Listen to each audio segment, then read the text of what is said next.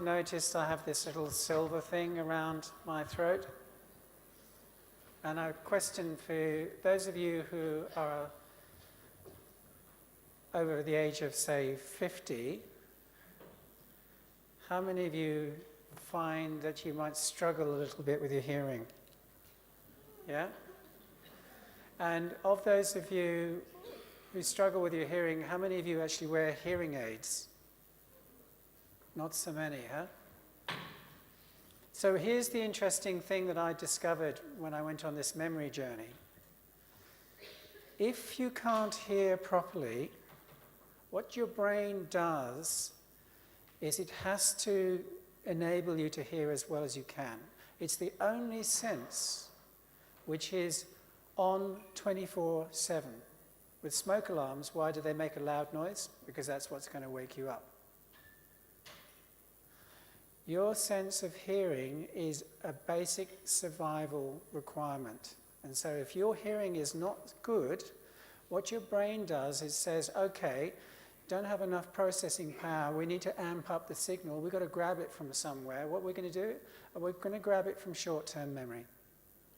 Because you've got long-term memory, so you can rely on that. Interesting? There is a clear and direct relationship between hearing loss and dementia. And the interesting thing around hearing and wearing hearing aids is it's not like, I know what they tell you, that when you wear glasses it just corrects it. But you know, every 2 or 3 years you need to wear stronger ones, don't you? It's the opposite with hearing. If you can't hear something, then it just becomes noise to your brain. As soon as you start wearing hearing aids, you actually reverse that, and you can start hearing again.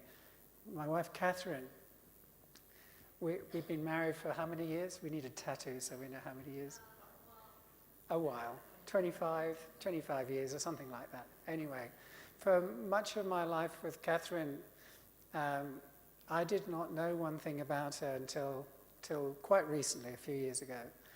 I said, look, you know, you're not really hearing so well. Let's go, we'll both go and have our hearing checked.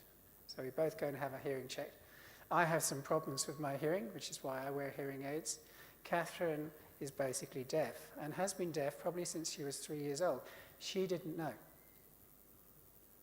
She just thought that the world was this very quiet, silent place. Yeah? Amazing. And then now that she can actually hear, there's a whole new world that she's listening to. I really encourage you to get your hearing checked and to wear hearing aids. Now, the hearing aids of today are so cool. This little device here means that my hearing aids, if I get a phone call, I just press the button and I actually pick up the call in my hearing aids. It's really fun, yeah? So I can just be standing there just going, oh, talking to myself. So, why is it so hard to give speeches? You know, for most people, the surveys show that they would actually prefer to die than to stand up on stage and give a speech. Which means, you know, you prefer to be in the grave than giving the eulogy. Yeah? There's something a bit strong about that. So one of the things that you learn on the memory training course is how to actually give speeches. Now, Gay gave a speech the first time she's ever spoken to such a large group of people in her life without notes. And several other people are going to come up now and give speeches without notes. And there's something really wonderful about that. There's something really transformational about that when you can do that. So you're going to learn the techniques.